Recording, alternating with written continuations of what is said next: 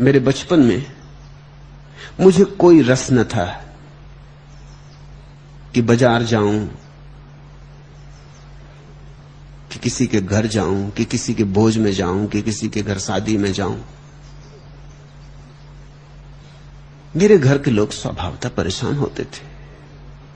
वो मुझे ले जाना चाहते, वो मुझे घसीटते। मैं कहता ठीक है, घसीटते हो तो चलता हूं, लेकिन वहां जाके खड़ा हो जाता।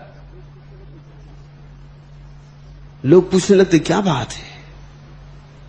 फिर घर के लोग मेरे समझ गए कि इसको ले जाना ठीक नहीं, और उल्टी झंझट खड़ी होती।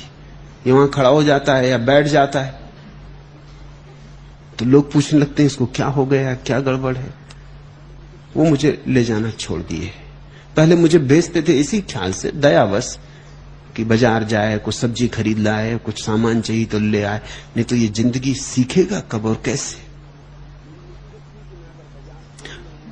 मेरी मुसीबत थी कि मैं अगर बाजार जाऊं और उन्होंने कहा मुझसे कि जाओ अजवाइन खरीद लाना, तो मुझे अजवाइन भूल जाए।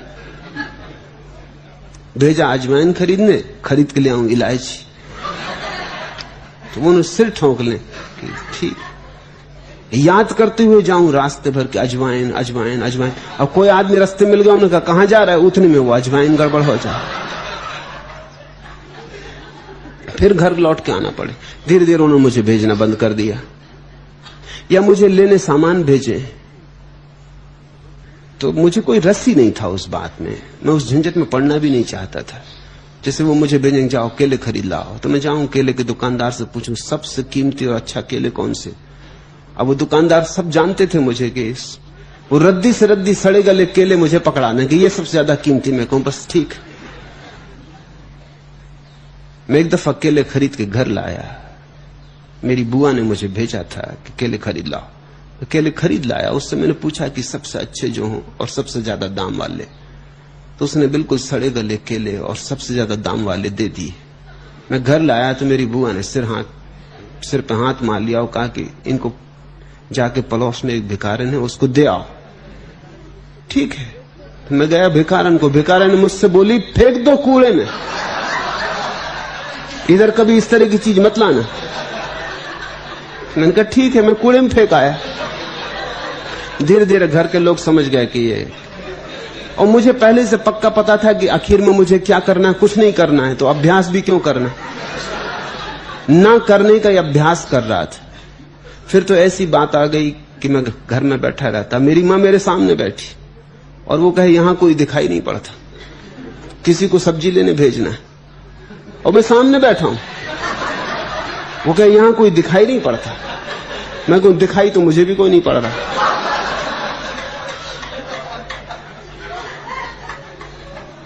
घर में कुत्ता घुस जाए, मैं बैठा हूं, और मेरी मां कहे कि घर में कोई है ही नहीं, वो कुत्ता घुस गया, और मैं सामने बैठा हूं। धीरे धीरे लोग स्वीकार कर लिए।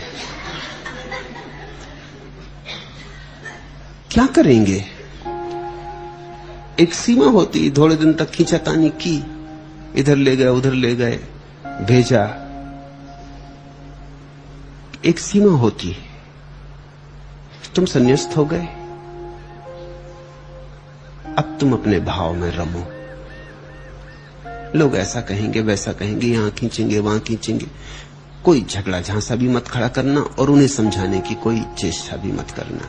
तुम्हारे समझाने से वो समझेंगे भी नहीं। जो तुम्हारे भीतर हुआ है तुम उस रस में डूबो, तुम अपनी मस्ती में मस्त रहो।